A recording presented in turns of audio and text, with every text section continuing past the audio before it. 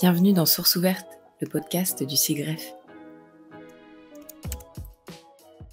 Bonjour à tous et à toutes, et bienvenue dans ce nouvel épisode de Source Ouverte, le podcast du SIGREF, où nous explorons ensemble les grandes tendances du numérique et leurs impacts sur nos sociétés. Avant de commencer, n'oubliez pas de vous abonner pour ne rien manquer des prochains épisodes. Je suis Elena Silveira, directrice de mission au SIGREF, et aujourd'hui, nous poursuivons notre série consacrée aux résultats de la démarche d'orientation stratégique du SIGREF, menée en partenariat avec Futurible. Nous allons aborder une question essentielle. Que faire pour que le numérique soit un véritable facteur de cohésion sociale ? Le numérique façonne nos vies et nos interactions, mais est-il aujourd'hui à la hauteur des enjeux d'inclusion et d'accessibilité qu'il devrait porter ? Comment éviter qu'au contraire, il ne devienne un facteur d'exclusion ou d'aggravation des fractures sociales ? Et surtout, quelles actions concrètes peuvent être mises en place pour garantir un numérique au service de tous ? Pour répondre à ces questions, j'ai le plaisir d'accueillir aujourd'hui Yannick Puget. Bonjour Yannick Puget. Bonjour.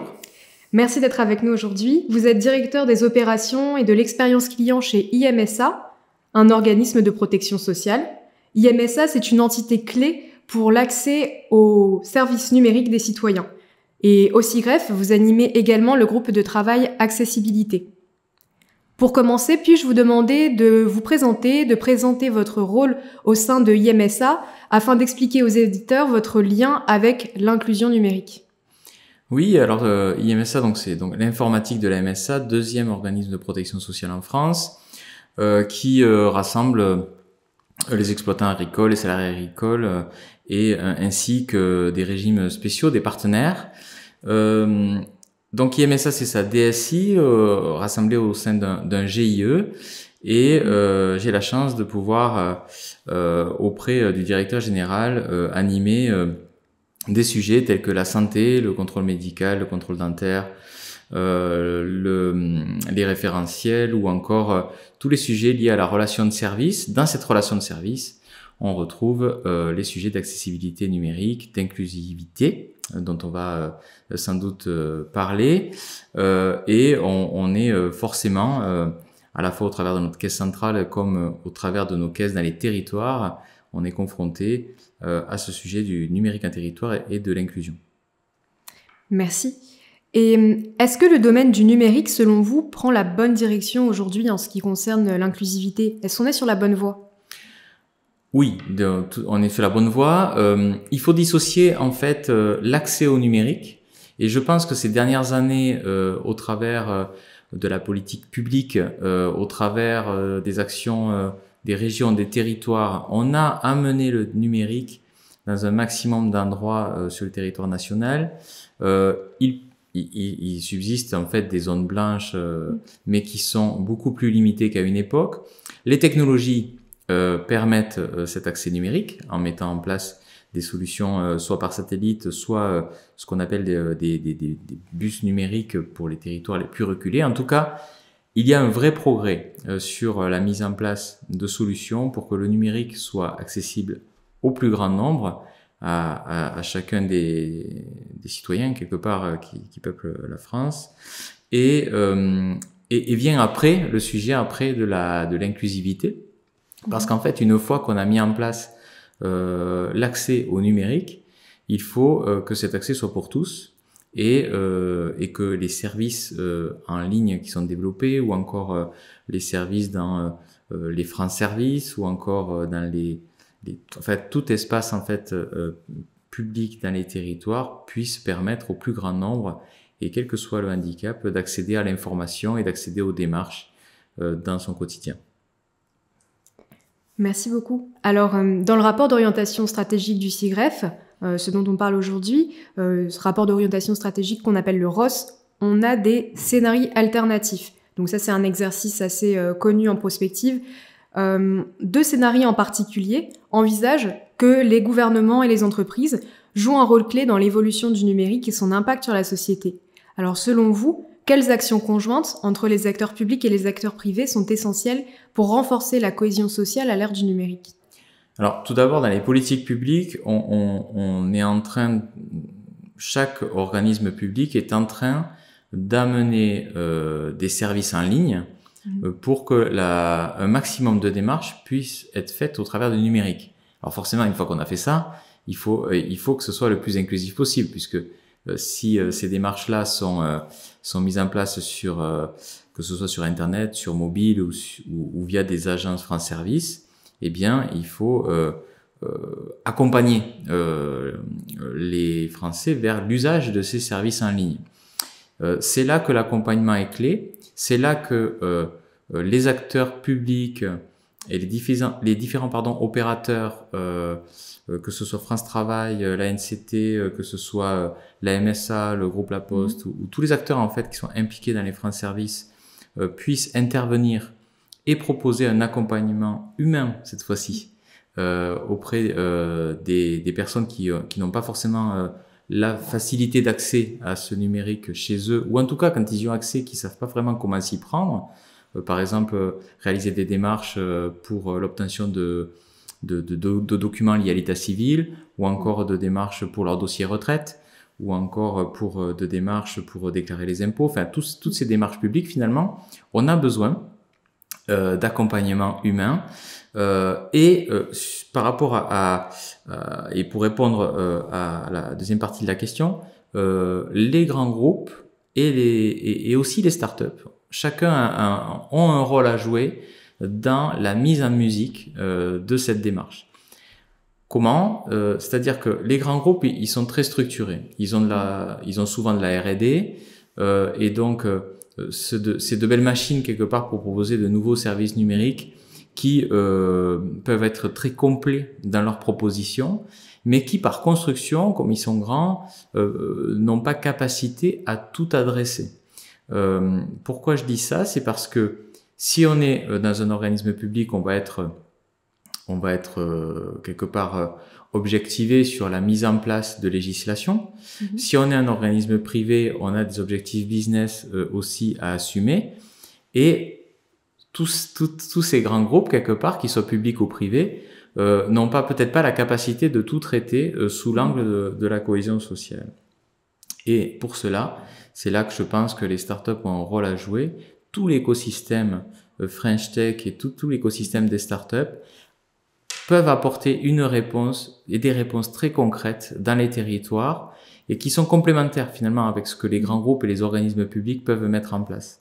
Et je crois qu'au contraire, il faut qu'on travaille de plus en plus sur cette alchimie et cette co-construction start-up grand groupe pour que très vite on amène des solutions, parce que on peut tout à fait avoir des endroits pour que les citoyens par exemple puissent accéder à de l'information et faire des démarches, et on peut tout à fait accompagner avec de l'humain ces personnes pour y arriver. Pour autant, il faut aussi des solutions numériques qui soient adaptées à cet accompagnement et aussi adaptées à l'appropriation des solutions proposées, notamment et je dirais quel que soit le handicap, c'est-à-dire que voilà, qu'on ait des problèmes liés à la vision, l'écoute ou tous les sens voilà qui peuvent être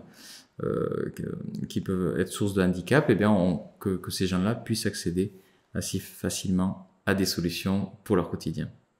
Alors vous parlez donc de ce qu'on peut faire au niveau des sites pour rendre ces sites plus accessibles. Est-ce que vous, dans votre métier, vous avez peut-être mis en place une stratégie? Est-ce que vous avez des pistes pour qu'en fait ces éléments nouveaux à prendre en compte ne soient pas perçus comme des contraintes, mais plutôt comme des facteurs de progrès? Comment on fait pour expliquer aux équipes que voilà, il va falloir effectuer des modifications dans le site, ou bien que dans ce qu'on va construire comme infrastructure, il faudra prendre en compte tel ou tel élément, norme, qui peut être perçu comme une contrainte? En tant que DSI, nous portons cette responsabilité, en tout cas, de développer des sites, des applications mobiles qui soient le plus accessibles possible. Pour cela, en fait, la chance qu'on a, c'est que la majorité des DSI disposent de studios UX, du XUI en fait, et de spécialistes de l'ergonomie des applications qui savent faire, au travers de ce qu'on appelle des focus groups, donc qui savent faire des interviews d'usagers, et donc d'aller directement chercher le besoin et les difficultés aussi à prendre en compte dans les applications. Et donc notre responsabilité, c'est de développer, mais aussi d'intégrer au sein de nos collectifs de développeurs ce réflexe de faire des applications les plus accessibles possibles. Une des réponses que les grands groupes amènent et dont IMSA a également mis en place quelque part cette solution, c'est de faire appel à des référents accessibilité qui sont en fait des personnes qui sont sensibilisées à la démarche, qui savent qui ont été formés aux bons réflexes liés à l'accessibilité et qui sont animés par le studio UX pour ce qui est de ce qui se passe chez nous, mais qui en tout cas ont une gouvernance associée, quelle que soit l'entreprise, pour que au sein des projets, on ait cette compréhension, on ait cette sensibilisation et on ait ce réflexe quelque part de se dire mon application elle est super belle et elle répond très bien à ce qu'on lui demande et en plus elle permet à toute personne de s'en servir dans de bonnes conditions. Voilà, c'est ça que je préconise. Je pense aussi que en France, nous avons un effort à faire dans les cursus de formation. Donc, il est important que nos écoles d'ingénieurs, nos écoles spécialistes dans tous les sujets, mais quand même notamment du développement informatique, puissent appréhender et former la plupart des étudiants à ces notions d'accessibilité qui, visiblement, aujourd'hui, sont peut-être moins adressées que d'autres sujets. Alors, je sais il y a des programmes, il y a des choses à prendre en compte, mais je pense que la formation doit être une réponse et qu'on ne soit pas toujours dans les entreprises en train de rattraper quelque chose. C'est-à-dire qu'il faut vraiment que dès le départ, ces étudiants soient formés et arrivent sur le marché du travail avec ces petits réflexes quotidiens. Très intéressant, merci beaucoup. Et aujourd'hui, donc, on parle évidemment beaucoup de nouvelles technologies, c'est tout le sujet du podcast, mais si on s'intéresse à l'intelligence artificielle, donc vous évoquez l'importance de placer au centre l'humain, que ce soit dans la conception qu'on a en tant que DSI lorsqu'on appréhende un nouveau projet, aussi lorsqu'on demande des retours de la part des utilisateurs. Comment vous envisagez l'intelligence artificielle ? Est-ce qu'elle va plutôt être un facteur qui favorise la cohésion sociale ? Est-ce que vous la voyez plutôt comme un frein ? Comment faire avec l'IA ? Alors, bon, déjà, le sujet de l'IA, notre travail de DSI, c'est de mesurer les effets de hype. Donc, il faut qu'on soit très pragmatique sur ce sujet de l'IA et de l'IA générative. Pour autant, on ne peut que reconnaître toutes les facilités que peut amener la technologie. Cette technologie-là, sur le sujet de la cohésion sociale, elle amène quand même des solutions. On peut imaginer que demain, un service en ligne, pour une personne qui parle peut-être pas le français, on va dire de façon très facile, puisse remplir des documents dans sa langue maternelle, et quelque part que ça s'intègre au SI de façon automatique parce que l'IAG essaie de traduire à la volée des éléments. On peut imaginer que nous n'ayons pas à demander à une personne quel est son handicap, mais on peut le déduire au travers de ces intelligences artificielles. On peut aussi, au travers d'un échange vocal et pas uniquement sur une démarche en ligne, arriver à créer du dialogue et quelque part à industrialiser et à rendre plus naturel l'échange entre l'usager et nos services publics ou nos services proposés par les entreprises. En fait, le champ des possibles est assez illimité, si ce n'est d'imaginer les solutions. Donc, des solutions pragmatiques avec l'IA, parce qu'il faut faire attention parfois au phénomène un petit peu de démarrage. Tout le monde en parle aujourd'hui de l'IA, mais aussi être conscient que ça peut amener des solutions très pragmatiques et des réponses très claires à des problématiques. Par exemple, je sais pas moi, remplir un document CERFA aujourd'hui, on pourrait en 2-3 questions avoir un échange avec l'usager et quelque part pré-remplir et qu'il ait plus qu'à personnaliser les choses qui sont peut-être plus difficiles à appréhender parce que c'est spécifique à la personne, mais que la majorité des choses et les champs, on va dire, un peu plus génériques sont remplis automatiquement. Voilà, donc le champ des possibles est assez vaste et je suis persuadé, vous avez raison, que l'IAG ou l'IA tout court d'ailleurs et les modèles prédictifs pourront dans le futur apporter encore plus de solutions que ce qu'on voit aujourd'hui, qui est déjà pas mal. D'accord. Oui, en effet, c'est bien souhaitable. Comme vous le dites, lorsqu'on parle une langue étrangère, il est parfois très simple de s'exprimer dans des conversations du quotidien, mais d'avoir le langage vraiment spécifique, pointu, en particulier dans le domaine de l'assurance, hein, par exemple, c'est difficile. Il y a beaucoup de termes techniques, donc c'est sûr que de ce point de vue-là, il est vraiment souhaitable que l'intelligence artificielle puisse aider. C'est le cas d'ailleurs dans la protection sociale, par exemple, pour ce qui me concerne. Il y a beaucoup de termes, RSA, tout l'aspect lié aux cotisations patronales, tout ce qui est lié au vocabulaire lié à la retraite, tout ce qui est lié aussi au domaine de la santé. Il y a beaucoup de vocabulaire spécifique, donc tout ce que ne peut pas faire une solution de traduction entre guillemets basique, l'IAG pourra l'amener. Et avec même une réponse pour l'usager la plus vulgarisée possible pour que lui-même ne se sente pas perdu. Donc voilà, c'est un peu la promesse, c'est d'aller au-delà d'une simple traduction, vous avez raison, de langage qui jusqu'à présent était déjà possible. Très bien. Eh bien, pour finir, j'ai peut-être une dernière question. Pour vous, si vous envisagez IMSA dans le futur, ça serait quoi le groupe parfait en termes d'inclusion numérique, de cohésion sociale? Le groupe, l'entité, l'organisme ou l'entreprise parfaite en matière d'inclusion sociale. Alors, déjà, c'est qu'à chaque processus de l'entreprise, la question de l'accessibilité, de l'inclusion et ces sujets de cohésion sociale sont bien intégrés.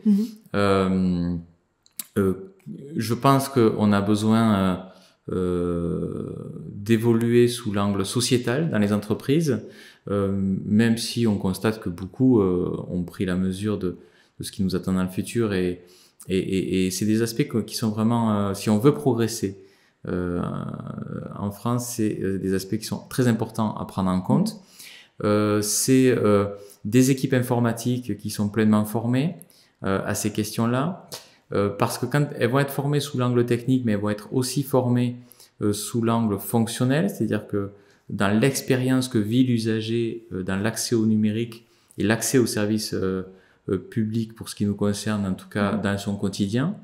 Donc tous ces aspects-là doivent être pleinement maîtrisés dans le futur.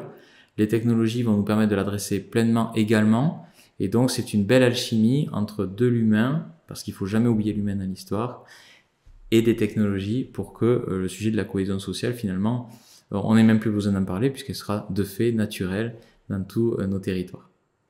Génial. Mais écoutez, on croise les doigts, c'est en tout cas de belles perspectives. Merci beaucoup Yannick Puget. Donc cet échange nous a permis de mieux comprendre les défis et les opportunités qui se présentent à nous pour faire du numérique un véritable levier de cohésion sociale. Nous avons vu que l'accessibilité, l'inclusivité, la collaboration aussi entre les acteurs privés et les acteurs publics sont essentiels pour construire un numérique au service de tous, de l'éco-conception jusqu'à la politique RSE en passant par l'accompagnement des citoyens sur le terrain. Il existe donc encore de nombreuses pistes à explorer. L'avenir du numérique, donc, et son rôle dans notre société dépend des choix que nous faisons aujourd'hui, comme vous l'indiquez. Il est donc crucial que chaque entreprise, les pouvoirs publics, mais aussi les citoyens s'impliquent pour construire un modèle plus inclusif, plus équitable. Merci à vous d'avoir suivi cet épisode et un immense merci encore une fois à vous, Yannick Puget, pour votre éclairage sur le sujet. Merci à l'équipe SIGREF, en particulier à Émilie, à Raphaël et à Aurélie pour leur aide dans la préparation de cet épisode. Et chers éditeurs, n'hésitez pas à partager cet épisode et à nous rejoindre pour la suite de notre série consacrée à la stratégie numérique et sociétale du SIGREF. À très bientôt dans Source Ouverte.